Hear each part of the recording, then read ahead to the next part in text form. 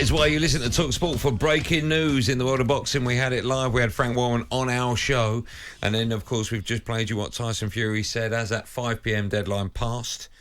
He told us that fight is now dead in the water. We got former European super bantamweight champion Spencer Oliver Willis with us in the studio. We are taking calls on this. Before we go to the phone line, Spencer, I just want to get your views on how you think the public now will view Anthony Joshua. He's had 10 days to sign it. He hasn't. Will they now think he's ducking this fight? If the fight doesn't happen, I think that, he's been given plenty of time, hasn't he? He has been given plenty of time, to be fair. 10 days is quite a long time. I think it was quite a straightforward contract. I mean, I don't know the ins and outs of that because I haven't seen it. But, I don't see why. I know Joshua, listen, I know personally that AJ wants this fight December the 3rd. So, I don't know what the hold-up is, like, with the contracts. I know it's with the legal teams, etc. But I know firsthand he wants this fight next. It's not a fight he's ducking. That is fact. So, I don't know what...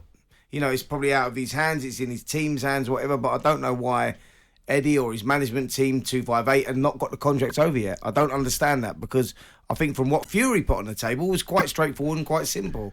And we've had Frank Warren just on, and Frank said, well, it was not a big, thick document. It was quite a simple contract, so...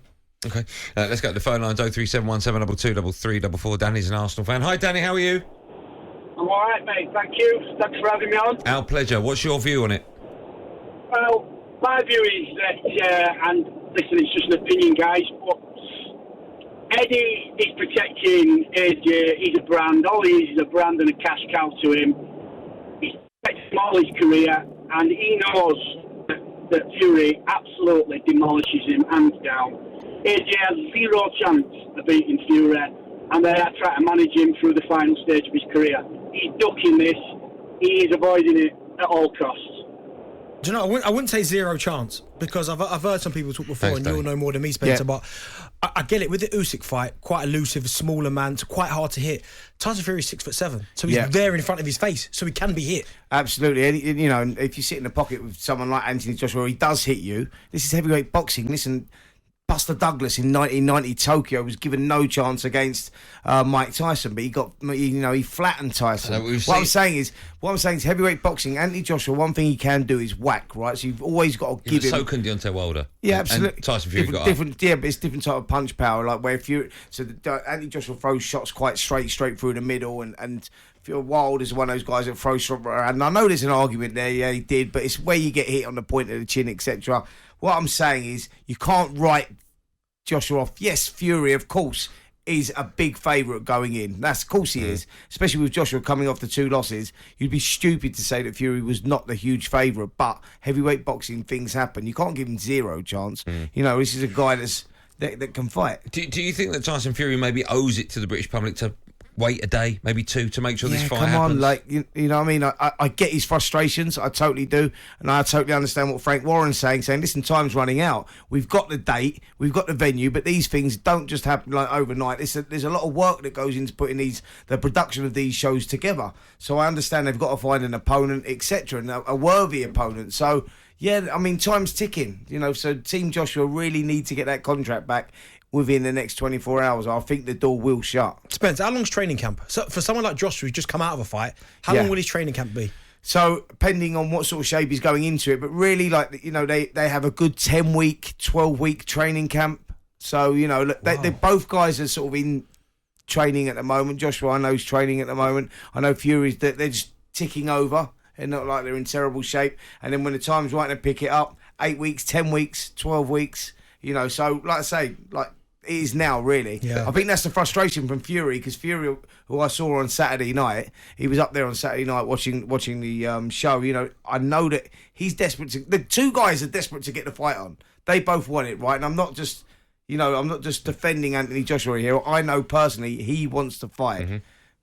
It's just the team to get the contract over. You think even though Tyson Fury's just come out and said on social media, that's it, the deadline's passed, it's over, you still think that it's not over? I still think there's a slim chance it's not over. The reason I say that is because if the contract's presented tomorrow morning or tomorrow afternoon, he'll take it. GJ's a Spurs fan. He's up next. Hello, GJ.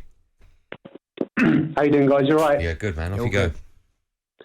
Yeah, I mean, I just want to say, about 4 years ago, Eddie Hearn said that there's a three-headed monster in the heavyweight division. Wilder, Fury, AJ.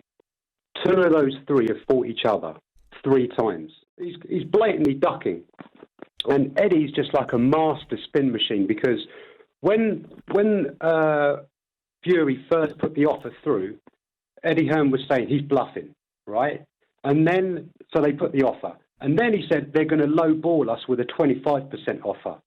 We know now that the offer was 60-40, as you said, Spencer. Mm-hmm. Brilliant offer. Rematch 50-50. Then Eddie Hearn says they want the fight in November.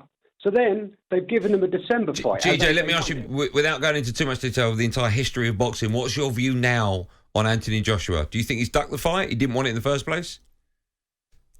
I think AJ probably wants the fight. However, if you see all the YouTube comments, YouTube videos, Eddie Hearn has blatantly said, he goes, ideally we would have wanted to put him in with a top 15 heavyweight, give him 2 warm-up fights.